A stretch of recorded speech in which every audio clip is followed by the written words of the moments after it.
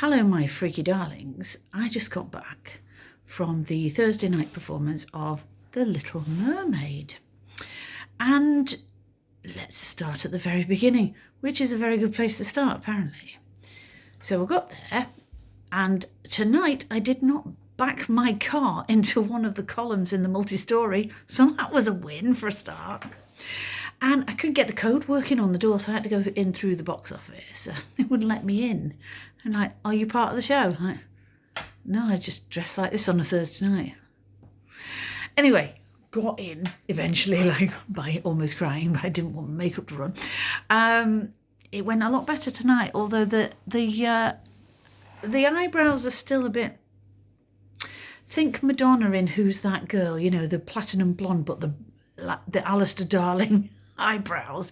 I don't know how you do it. I'm going to have to YouTube it, I think. Anyway, so get in, dump my stuff, and then I go for a pee, go backstage, and 'twas then I realised that I only had one cufflink. The other was missing. Oh my God. So I retraced my steps, which is quite difficult when you've got a brain like mine because I couldn't find where the fuck I was going. So I'm like upstairs, downstairs, in my lady's chamber. And I went up to where I'd left my bag, found it eventually. And somebody had found it and just sort of put it on top of my bag. So I now have my double cufflink. So I was okay then. Went back down, had an emergency lozenge. And they said, right, okay, here's where you're going to be standing. Here's where your light is.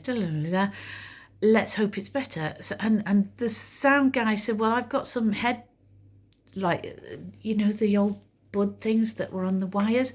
I'm not trying anything new. We just have to wing it. So anyway, I took my own earbuds, my ear defenders, in case I was stood right next to this thing, but I wasn't. They turned it ever so slightly, and I could hear everything more or less. You know, there was a few moments, but yeah. So it was 1,000,000% better than it was the other night.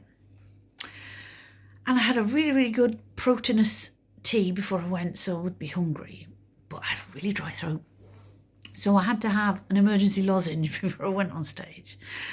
And then got on stage, started, no problem.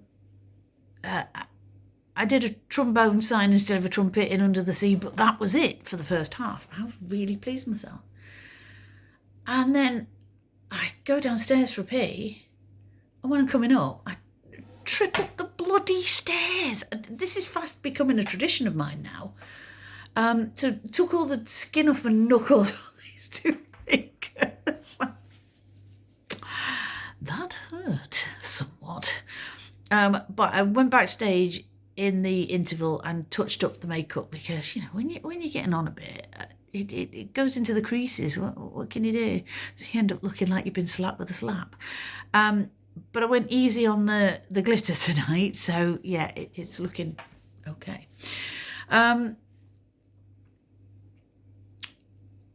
I wore the wrong pants, so I had a bit of a wedge. So I'm going to have to address that, I think, for the future. Like, get some really big girl pants with a massive gusset, so they're not going to ride up anywhere. But then we went into the second half. We go in, and yeah, it's the audience. It wasn't even half full, but they were really good, receptive. It was really, really nice. And it was mostly older people, not many kids, because, you know, it's 10 o'clock at night, for God's sake. So went into the second half, started second half, went really, really well. And then we get to the quartet. And the quartet is kind of like my bête noire, because I just, no matter how many times I practice it, I just can't get it right. It's not that I'm out of sync. It's not that I'm not doing the right. I don't know what it is. It just never really gelled at me. Anyway, they start the quartet tonight, and Ariel starts, and she sings completely the wrong words, which threw me. So I kind of knew which bit she was doing, but then she went over the music, and then the others were a bit... So the quartet was a bit of a mess tonight. It's a shame because I really like the quartet. I liked listening to it last night, cried my eyes out. So yeah, that was the only thing that I really mucked up tonight, and it was just because it started incorrectly, which sort of threw me a little bit. And then what it did was it sort of pulled me out of the zone. So I was immediately having to think about what I was doing. Whereas up until then, especially during like the big musical numbers, I was in the zone, and I was just grooving. I was absolutely having an absolute blast doing Under the Sea and what have you. And at one point, Ariel came over and had a little bit of a dance with me. Like, it was nice. And it was, I think, thinking about it afterwards when I got back to my car, I thought, do you know what? That was the first time that I've done a show where I've been enjoying it during the show. I haven't been worried about the next song that's coming up or the bit that I can never do.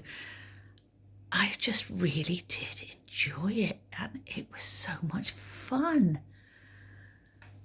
And it's kind of taught me a lesson now about this is what it should feel like.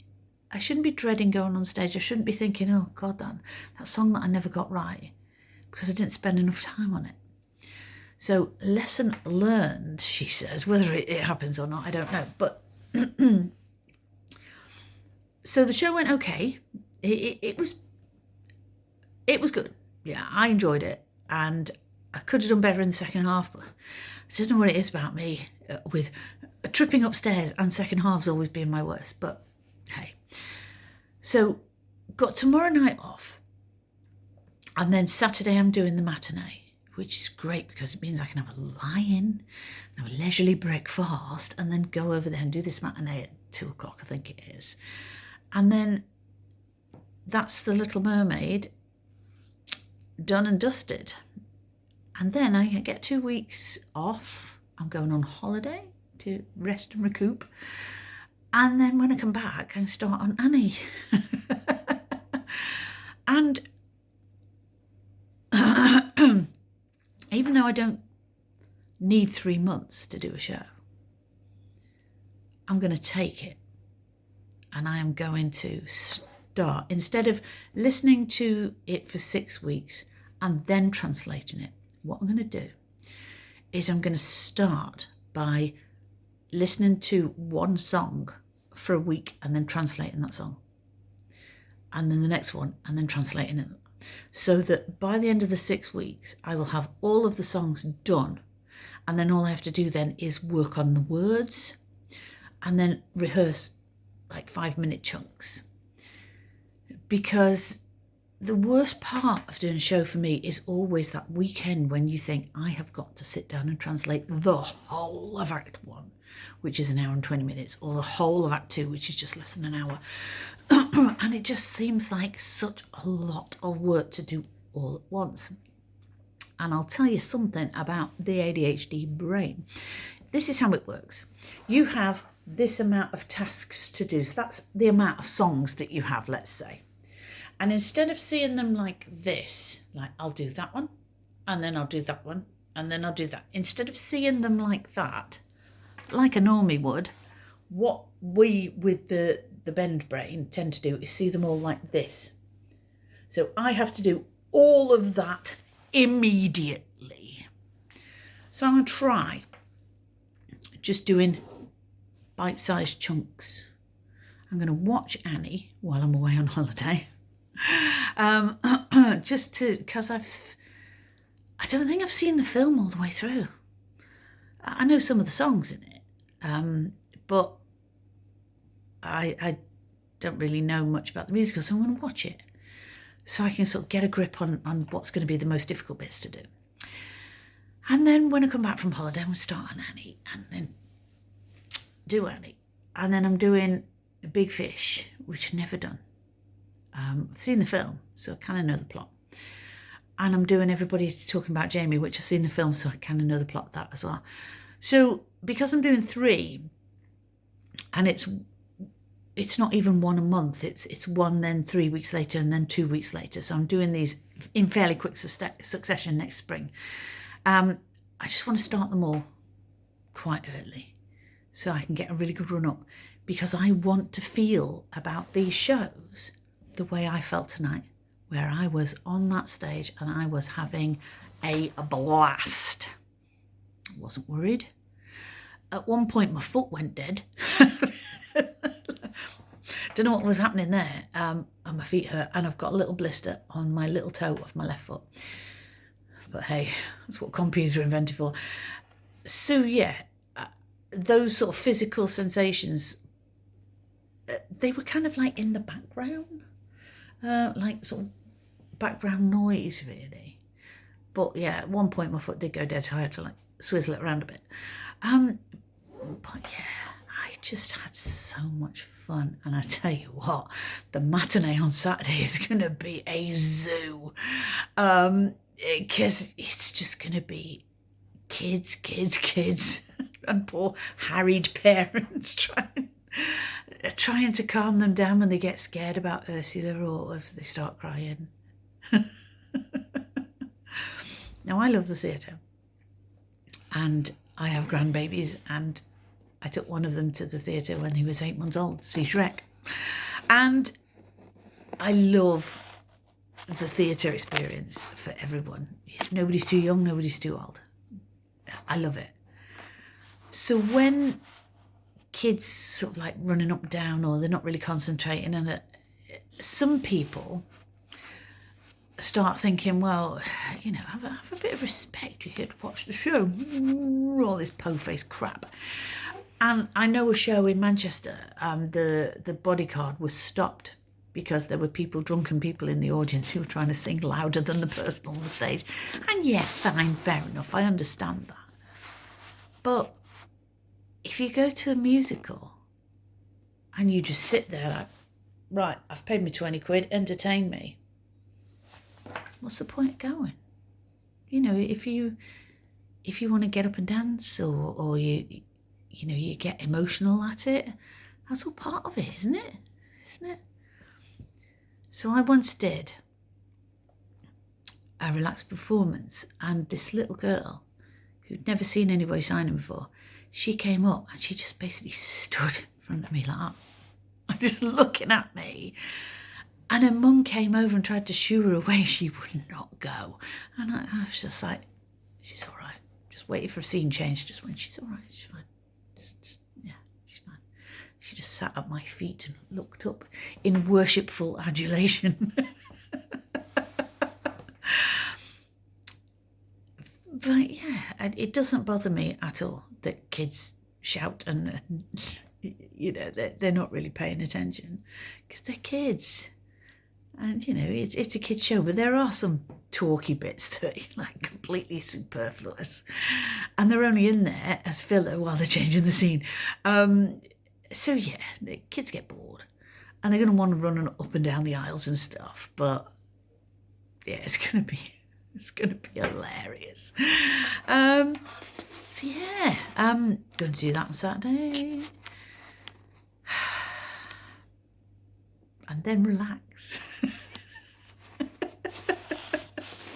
I tell you what, I think I can count on both my hands how many more years I've got at doing this, because the thought of being some like 80-year-old lady stood at the side of the stage with fucking feet on fire. Maybe when I get that old, I'll have a chair. Who knew that you had to actually get in training for standing and jiggling about for 2 and a bit hours? And every time I do it, I think, right, 3 weeks before the show, I'm going to just like do something, like watch a TV show or something where I just stand there and watch it. Just stand there. Or I've got a standing up desk, so maybe I'll stand for longer periods. So I'm just so used to standing on my feet. I never do it. And then I've got feet of flames. Oh, Lord, have mercy. So yeah, really enjoyed it tonight. Really enjoyed it. And I'm so glad that I did. And I kind of like that feeling. I'm kind of hooked on a feeling. So now I'm going to take off the layers of cement. It'll be easier than 2 nights ago. And then I'm going to have a post-show milkshake, the traditional milkshake, and then I might have a shower actually.